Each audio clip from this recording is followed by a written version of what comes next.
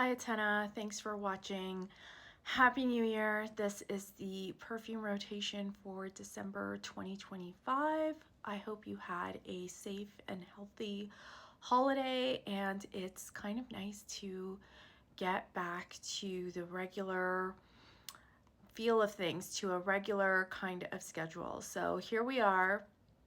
Thank you for watching. I know many of you have been around for a long time, whether you're lurkers or commenters. I appreciate all of you. Thanks so much for being here. I'm going to talk about a few brands today. I have Dior to talk about, Hermes to talk about, and lots of Amouage to talk about. I also wore some Serge Lutens over Christmas break and in the month of December, so probably that video or that collection review will be its own video at some point, but let's get into it. I'll talk about the perfumes that I wore a lot of and that I was sampling in the month of December.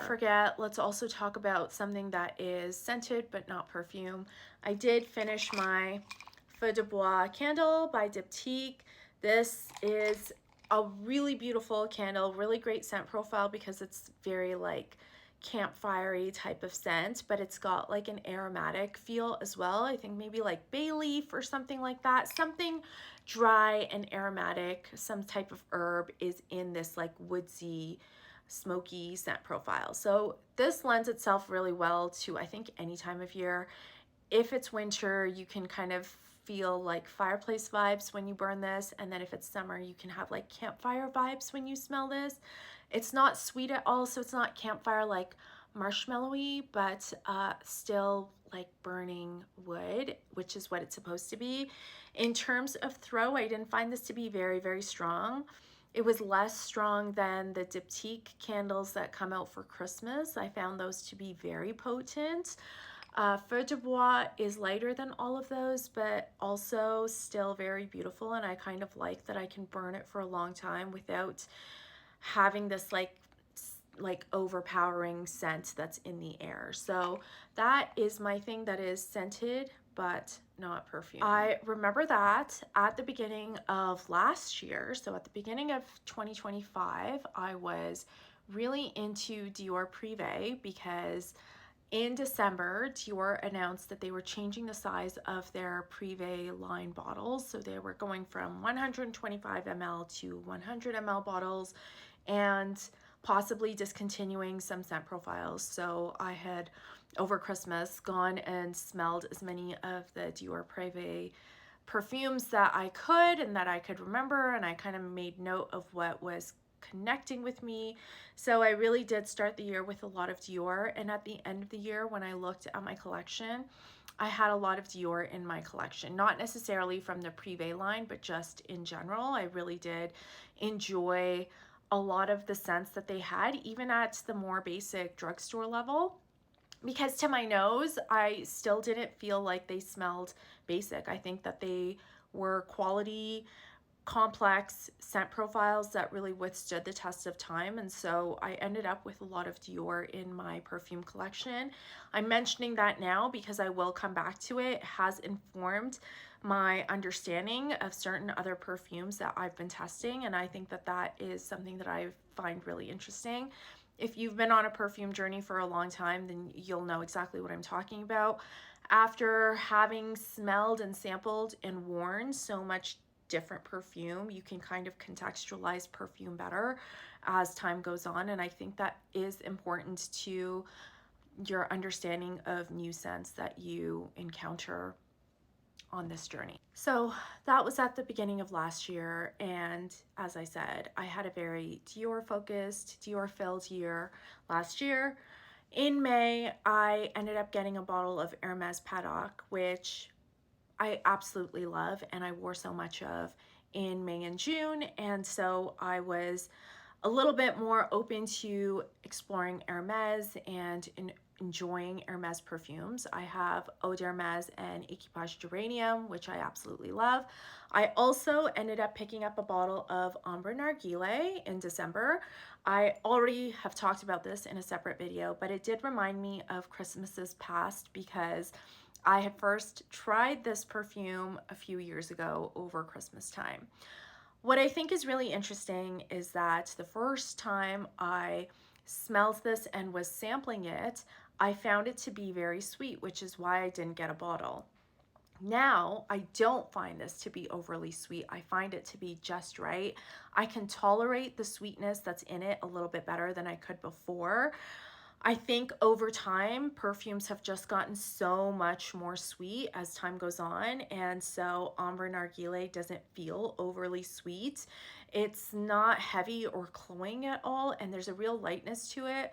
I think the sweetness is only there to create this apple or stewed fruit kind of accord. Like there's a real apple cinnamon type thing going on here, and it works really well in Ambre Narguilé. The dry down is ambery, obviously. There's labdanum in here, which I absolutely love. It creates this sticky, unctuous kind of feeling in any kind of amber composition. And there's a real lightness in here that's easy to wear.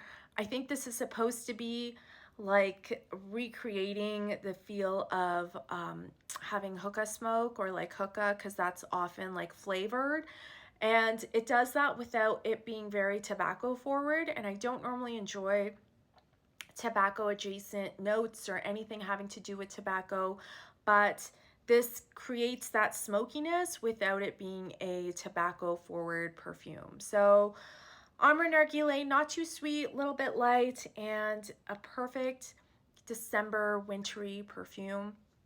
I know that people around me would comment that I smelled so Christmassy because they really picked up on the cinnamon that is in the scent, and I love that there's this rich cinnamon that kind of wafts in the air, and I think people can perceive that along with the apple accord, and it just feels so Christmassy and so homey. And so I love that about Ambre Narguilé. Really enjoyed wearing this. I think that this is probably still one of the most appreciated and most loved perfume from this particular line.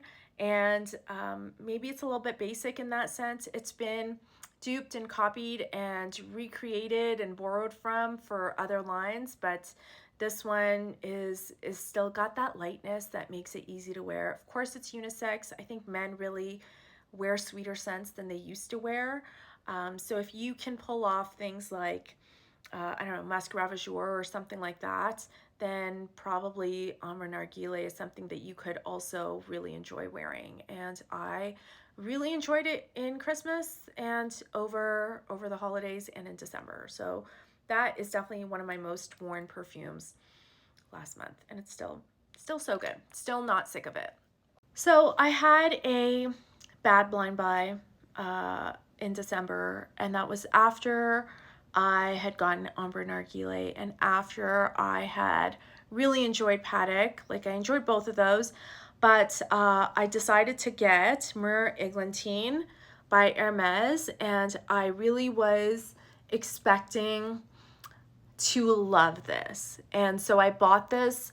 Not only was it a blind buy, it was kind of a silly purchase because I didn't even read any reviews of it. I didn't look up what the notes were.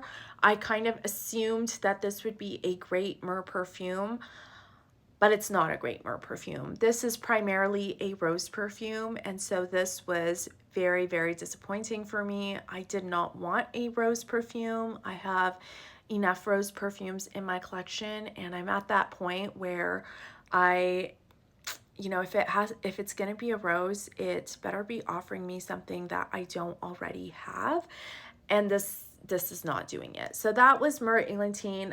You can tell I haven't really worn it that much. I think I wore it properly one day, and it was just so much fresh rose, like a potent, screechy kind of rose water, that I really didn't enjoy it. I think I will reach for this a little bit more when it's warmer outside, because that's when I like wearing more rosy perfumes, and I might enjoy it then.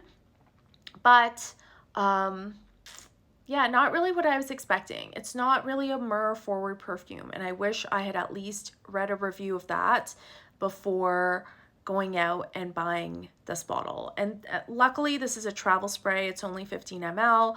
It probably won't last very long. If I had taken it on vacation with me, which maybe I will take it on vacation with me eventually, I know I'll be able to maybe even partially finish it before I give it away or something. But yeah, that was Myrrh Eglantine. If you've tried this one, let me know what you think. Maybe there's something here that I'm missing. Maybe I need to test it out a little bit more. But I am also that person that if I don't enjoy wearing something the first time, I'm not going to put myself through that experience again. Like, there has to be a reason for me to go through that again, and I'm never going to run out of perfume that I actually love, so why would I reach for the thing that I'm not loving? I kind of need to be convinced that this is worth another shot. Definitely not the best from this particular lineup. I would just skip it. If you're in the Hermes boutique and there's things for you to smell, I think there's lots of other really good, really interesting things to smell, and Myrrh Eglantine is probably not one of them. Moving forward, a friend gifted me a bottle of this perfume right here. This is Clarins Aroma Dynamisante. This is supposed to be a refreshing, reviving perfume. It's kind of like the French bougie body mist before body mists were a thing. It's very 80s coated, so it really smells like an 80s sheeper. Like, it's very sharp and piercing and reviving, which is exactly what it's supposed to be. If you're familiar with something like Sisley's Eau du Soir, Sisley Eau du Soir, this really reminds me of that, except that it's lighter and it is very easy to wear. If you're familiar with something like Eau de Campagne by Sisley, again, groundbreaking, iconic tomato leaf garden perfume. This is like that almost, except it has a little bit more patchouli in the dry down. Really reviving, really fun to wear. Decent staying power despite it being a body mist. I think it really does wear like an eau de parfum, and I'm sure this is like an eau de cologne or something like that. Wait, maybe I can see what it is. This is a treatment fragrance because it's supposed to like revive you. Eau de soin is what it says, or soin is what it says in French. I like it. I had this was a full bottle, and it is like a good perfume to wear if you're just like running out to the grocery store and you just want to like wear something and like feel more awake. This is a good one for that. I really do enjoy these scent profiles, and I love how unique and bougie this smells in 2025 because nobody is wearing a body mist that smells like this. Everybody else smells like vanilla and pistachio and things like that, and I just want to smell like a French lady who has been working with her tomato plants and decided to spritz something on, and I look put together and feel put together because of this Clarins body mist equivalent is what it is. So I love that. I think of the image that keeps coming to my mind when I wear this, when I see this bottle, is like that picture of Princess Diana when she was like going to the gym and she had that big Harvard sweatshirt and biker shorts and running shoes, and she was like going to work out or like running errands or something like that, and she was just like out and about. This is what I imagine her wearing when she's in that outfit. I'll see if I can find a picture and post it and embed it somewhere here so that you can see and then equate that with this, because this is just like an expensive but still like a very formal put together body mist. It's not like a casual body mist. It's still like I don't know, there's just something so like sharp and effervescent about it that it kind of is like, I'm here. That's what it's kind of saying. And Princess Diana in her casual outfit is still like Princess Diana, you know what I mean? Like, she's casual, but she's not just like a regular person in that moment. And I don't think she's ever been a regular person, even though I think she like wanted to feel regular. Anyways, that's like a whole other story. So that is something that I wore a lot of. So grateful to my friend who this just didn't work for her. She didn't like it on herself and said, if you want it, you can have it. Of course I said yes. So loved that. And yeah, spray it next time you're at the clearance counter, because it's different. It's unique than whatever else is out there. And so French. It is so French. So, because it's just chic. It's got that chicness. Because eau de soir, you know, it's like sharp and shoulder pads and all of that good stuff. And if you want to be reminded of that era, you could spray that. Let's talk about some Amouage and circle back to Dior. I feel like on this channel, I haven't really talked about Amouage too much. I haven't sampled it extensively. I'm lucky enough to have a friend who has an extensive Amouage collection, and whenever, I feel like once a year, we get out all the Amouages and smell them.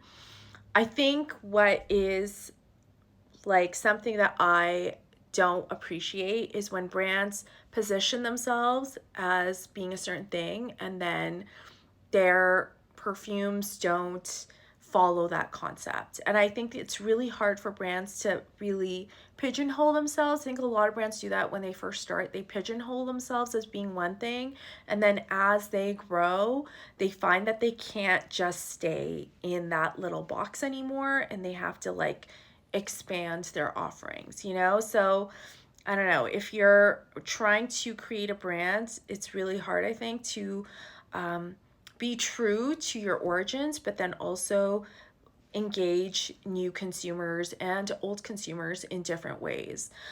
And we see that with lots of brands. Something like Juliette Has a Gun. I remember when that brand launched because I was on the press list for that brand and I got sent one of their perfumes, and Juliette Has a Gun was supposed to be rose forward perfumes and just rose perfumes. Well, there's only so many rose concepts that you can do. And once you find out that the market doesn't always love rose, then you kind of have to go in a different direction. And fast forward, you know, 20 years later, they've got all these other scent profiles because they do have to stay current, you know? So it was cool to start off with, but they're definitely not that anymore.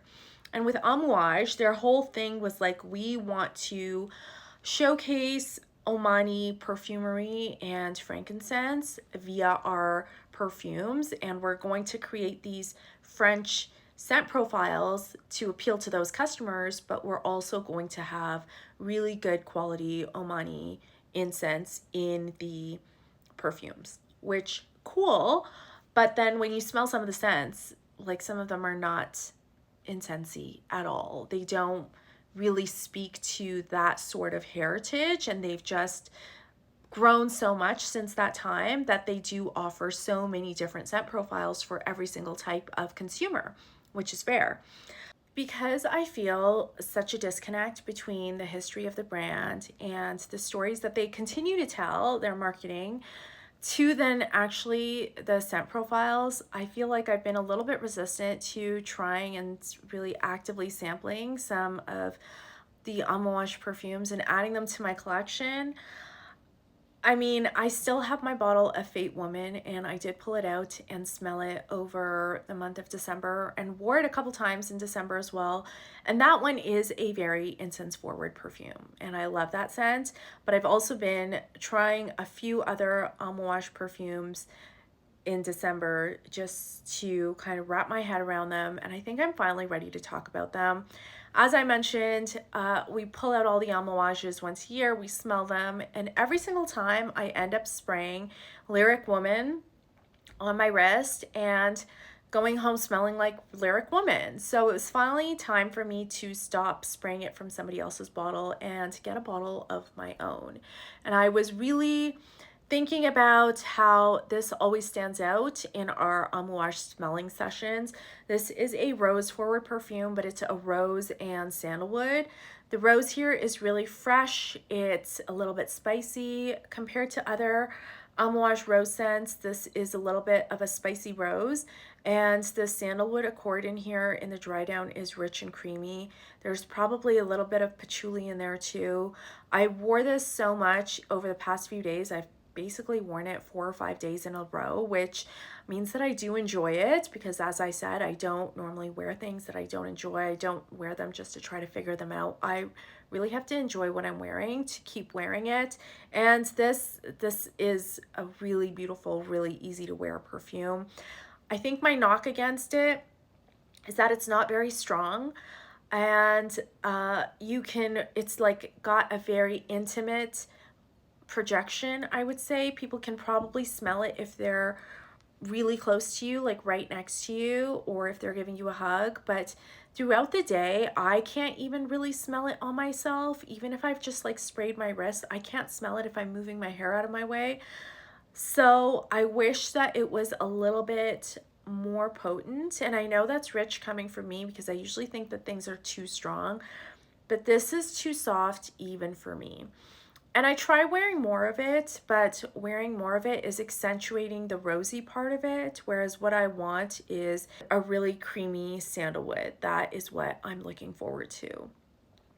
I'm also partially influenced by someone I know who smells like a sandalwood oil because they mix that sandalwood oil into their body cream and they smell like creamy sandalwood all the time.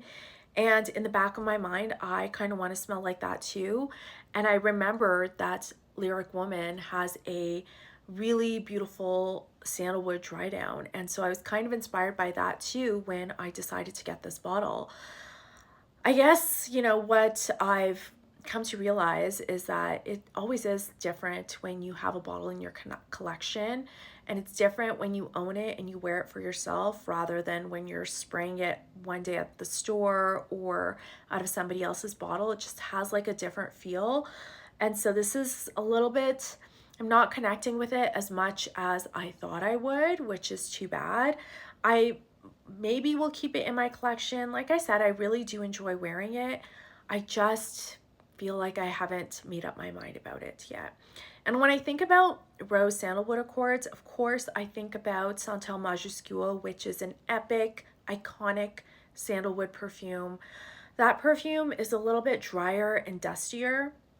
It opens with a cocoa note, which again adds to that dusty feel of the rose and the sandalwood. Kind of smells like a dusty basement with sandalwood in it, or like sandalwood dust like floating through the air. That's kind of what I envision when I think of Santal Majuscule. I love the sandalwood in that. To my nose, it smells like a real true sandalwood, so I enjoy that one a lot. This one is creamier, not as dry, not as dusty. The rose is really fresh, and I don't know, it just feels like a more youthful, more modern rose sandalwood scent than Santal Majuscule. The other sandalwood perfume I really like is Santal Pal Rosa by Guerlain, and that one is cardamom and sandalwood, and I love that. It also feels a little bit basic to me, so I never have ended up wearing it extensively or getting a bottle in my collection, but that is a good sandalwood perfume as well. Lyric Woman. I don't know if this is like my new favorite perfume. I've definitely been enjoying it the past few days. I just don't know if I will hold on to it. I definitely do like this one a lot better than Myrrh Eglantine, which is also a rose perfume. But I think I was just disappointed in this, whereas with Lyric Woman, I knew exactly what I was buying in terms of how I expected it to smell. That's Lyric Woman. If you have this one, let me know what you think and what you're getting from it. It's really beautiful. It is such a well done perfume, and I love wearing it. The other thing that stands out once we smelled all the Amouages this past December is that there's this sense that they're just not making perfume the way that they used to. I'm not aware of a new launch of a rose sandalwood scent where it doesn't just smell like a bunch of synthetic ingredients. I really like the smell of something smelling natural. Not that that means that it is natural, but that it smells like the way it would smell in nature. I kind of love that. And that's something that I love about Lyric Woman, and that's something that I love about a lot of the older Amouages, is that When you smell the incense, it smells like real incense. When you smell the rose, it smells like real rose. Even like a fruity accord that they would do would smell like a real fruit. And I think that's sometimes a little bit difficult to find in newer scents. I don't know. There was this feeling that hasn't been there in previous years, that there's just not perfume being made like it used to be made. And even from Amouage. The newer Amouages don't have that feeling that the older ones did. And maybe that comes down to creative direction. I know people really revere the Amouage scents that came out when Christopher Chong was the creative director. And those really do stand apart from some of the other scents that have come out since he's left, in terms of how complex they are and how interesting they are. And the newer scents that have launched are just really strong. Not that they don't stand out with what they're offering, but there seems to be a lot of marketing behind them and a lot of storytelling. And again, the storytelling connects to the origin story, but then the scents don't seem to connect to all of that. At least for me, I'm finding it to be very disconnected. So that also inspired me to get Lyric Woman, because I kind of had this feeling of, if I want that scent and if I like that scent and I want to try to enjoy it on my own terms, then I should get the bottle now, because I might not be able to find it at another time. And that is the feeling that I had last year when I smelled all the Dior Privés. I kind of felt like they're not going to come out with something that's as good as Vanilla Diorama or that's as good as Bois d'Argent. They're just not.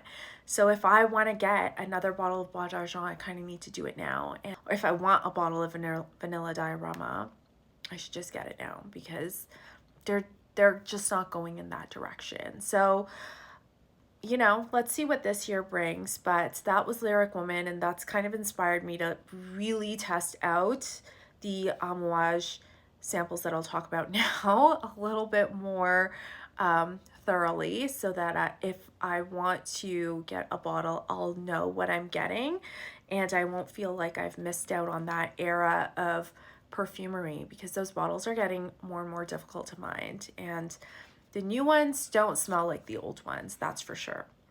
So someone was very nice and sent me a whole bunch of Amouage decants from their collection. I'm so thankful, because these were not on my radar. The one that I love the most and that I wore the most is Memoir Woman. I know I've talked about Memoir Woman in the past. The same person had sent me a decant last year.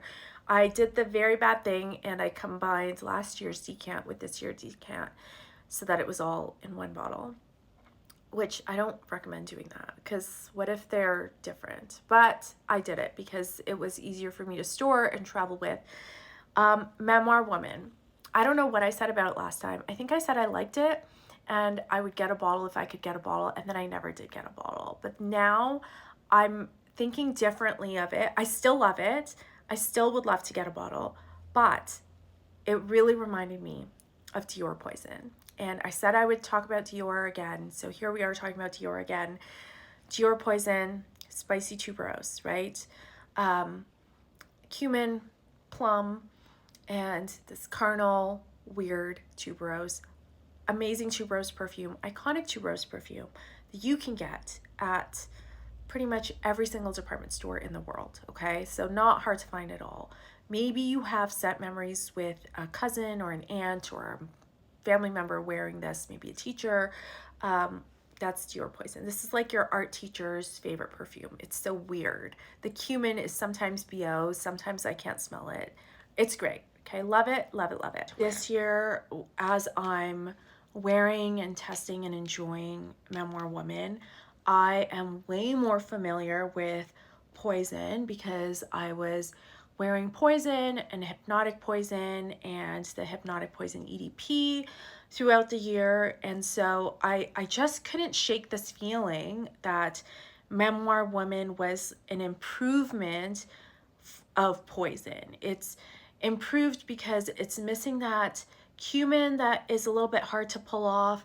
The plum can feel a little bit dated, and the mandarin orange in contrast is a little bit fresher and more modern almost seeming. The dry down is unreal. It's got, you know, the incense, it's got labdanum in it, so like a little bit jammy, a little bit leathery. The incense just like flows in and out. It's kind of combined with this like clovey kind of feel, peppery also. And I loved it because it was so complex, such a fun ride. You're wearing a different perfume from morning to lunchtime to the end of the day. And it just like felt like a better version of Poison. And you know, the name Memoir Woman also brings something like gothic and vampy into your minds. Like you're thinking about kind of a witchy scent, and just like dressing all in black and having like straight black hair, and smelling like it's, I don't know, Halloween all the time. And of course you don't call it Halloween, you call it All Hallows Eve because you're wearing Memoir Woman. That's what Memoir Woman was to me this year, this December. I wore so much of it, and gosh, I loved it every single time.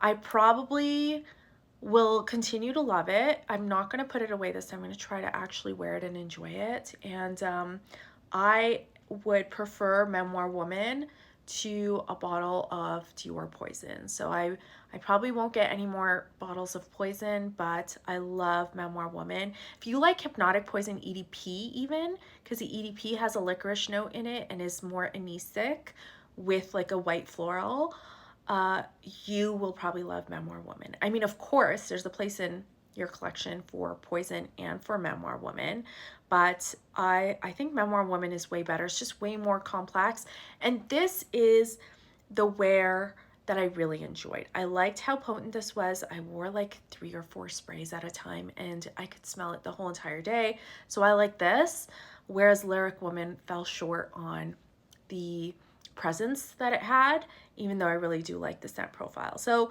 both of them are good. I love Memoir Woman. Highly recommend trying it, and try it thinking about Poison at the same time, and see if you can see the similarities that I can. I'm not saying that they're dupes of each other. I know people get really upset if I say that a brand is inspired by another brand. Although I think that you can be inspired by some classic and iconic perfumes from culture, which Dior Poison is.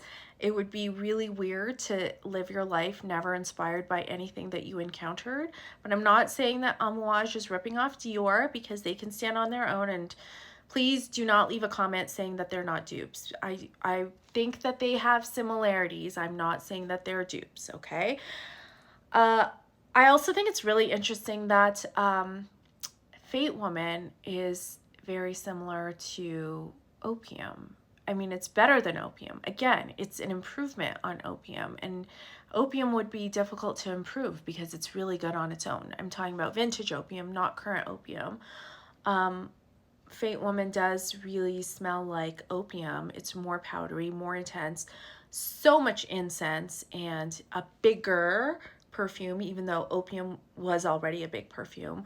But really interesting that Fate Woman, similar to Opium, Memoir Woman, reminiscent of Dior Poison, and you know, in all the best ways. It's like if you've smelled both of them and worn both of them, you can connect with both of them in the same way, and just enjoy them. Okay, so I am gonna end it there because I feel like I'm short on time a little bit, and Memoir Woman was the one that I connected with the most and I enjoyed the most. I also have samples of Beloved Woman, Gold Man, and Myths Man, I think. I wore Myths Man yesterday and I liked it. It was a smoky incense and it reminded me of Hermes Paddock, which was interesting. I'm going to sample it a little bit more. I know I said I would talk about Lutens, but that will be a different video. But thanks for watching. Happy New Year again. And let me know what your favorite Amouage perfumes are and which ones you think I should try. I know another one that I've been intrigued by in the past is Epic Woman. because of its incense and cord, and that one is cumin, rose, and incense.